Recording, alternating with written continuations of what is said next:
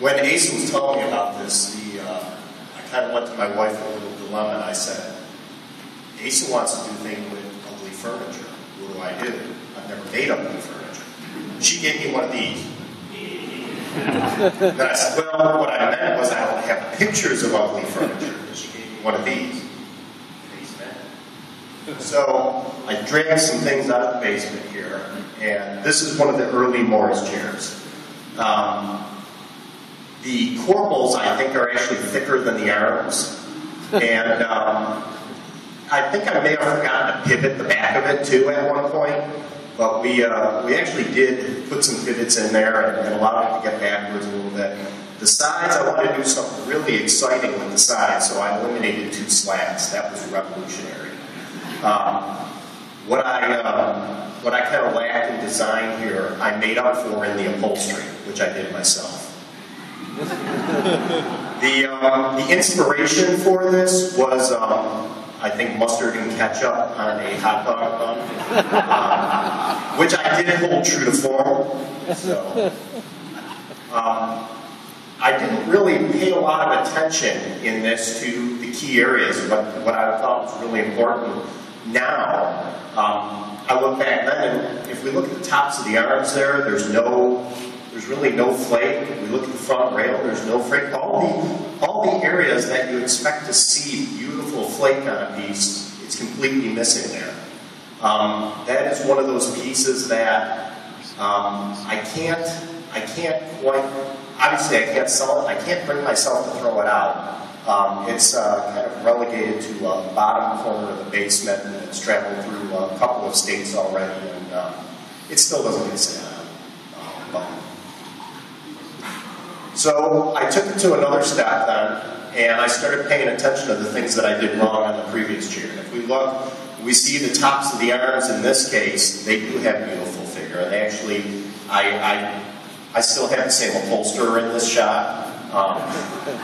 But what I did on the arms here was this is a flat arm chair, and most of the chairs that I actually sell are flat arm chairs. I'm not sure why that is, but 1-inch thick top arms, or 1-inch thick arms, what I did was I actually resawed and book matched with veneer and laminate that onto the top of the arm. And the reason I'm doing that is, I mean, it'd be a lot easier just to get 5/4 stock, but then I'm able to take that figure and spread it between both arms. And when you're sitting in that chair and both arms, you've got both arms out, and you're looking at both arms of the chair just to see that mirror image, it's just a little subtle thing that, it's the simple things that we tend to overlook sometimes that can take a piece to another level. But I did remember to put ray flake where it counted in this piece.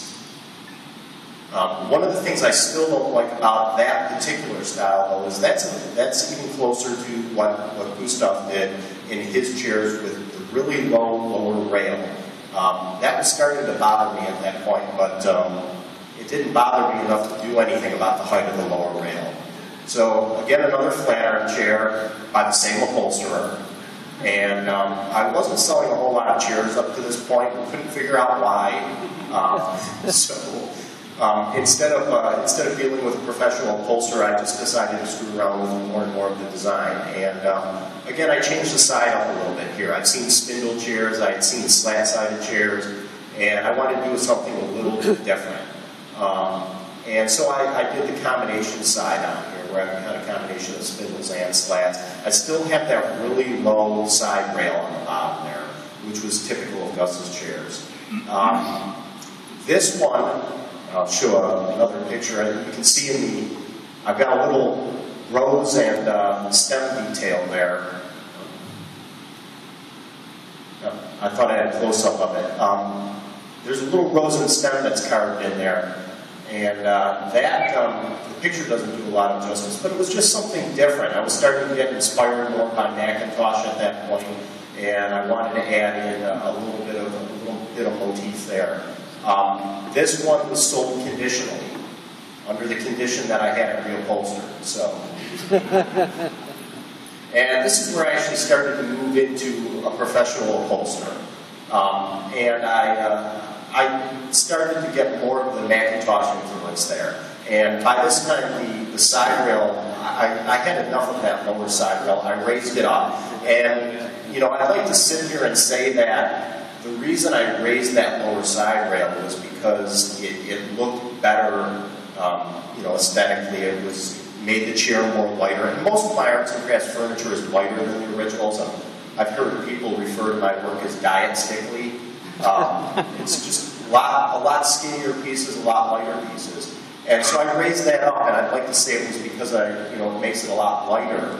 But the reality was, with the low one, with the low side rail, my dog would roll the tennis ball and keep on getting stuck underneath it, and that was a pain to keep on getting up to get that ball. So, but I started to incorporate. I love Charles Ray McIntosh's work. Started to incorporate some piercings in the sides here. And I kind of took the Glasgow Rose and modified that quite a bit, made it a little bit more contemporary, and started to inlay that in some of my pieces. And I think most of my pieces now have a rose on them somewhere. Pieces like Morris chairs, I put them right out there in the front. And I don't worry about it being symmetrical. I like it off to the side like that. It's just, you know, I don't know. I think it's cool. So that's the technical term. I think it's cool. Another version of the exact same chair, except this one I went a different direction. The inspiration here was Sidney Barnsley, and Sidney Barnsley is the same designer that did the hay rake table that Mike did in Fine Woodworking. Really, one of the characteristics of Barnsley's work is the really rough textures. And here I've got just too many designers coming together. You've got the rough-hewn texture of the Sidney Barnsley pieces. You've got the piercings of Charles Rene McIntosh. You've got the Gustav Stickley rectilinear Morris chair happening.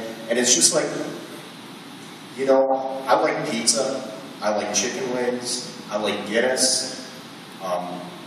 If you throw them all into a pot and try and make soup, it doesn't necessarily taste that great, and that's kind of what's happening here. So anyways, I took the chair and I started to incorporate a couple other influences there. There, the side rails here are cherry. The chair is quarter saw white oak, and I'm going for a little bit more subtle look here with the wood itself, because I knew that the side slats would be overpowering. That would really grab your attention. That in combination with the slight bow in the arm, I wanted that to be the showpiece of the chair, and I didn't really want the figure to overpower it. So just a little bit different take on it there. And finally, when I got to this point, I'm thinking, all right, I'm incorporating Gustav Stickley's chairs. I've got these side slats that were made popular by Leopold and James George Stickley, and what am I going to do next? And I want to take a Morris chair to another level. I want to do something that I haven't seen before. So, at about this point, I made a few green pieces, and I was really starting to get influenced by green, and I kind of sat there one day, you know, green never made a Morris chair. So what if green had made a Morris chair? So I brought out a sketch pad and started doing some designs and brought it into SketchUp. And one thing I learned is it's a lot cheaper to make the mistakes on paper before you go out there and start cutting up wood. So I kind of do you know, anywhere from a dozen to 3-4 dozen sketches and models of things to get going. So then decided to take some of the green elements, incorporate those into a Morris chair. And here I intentionally used a very plain wood. This is mahogany and sapelli. And I didn't use mahogany and sapelli because that's what a lot of green furniture is. I used it because it's plain.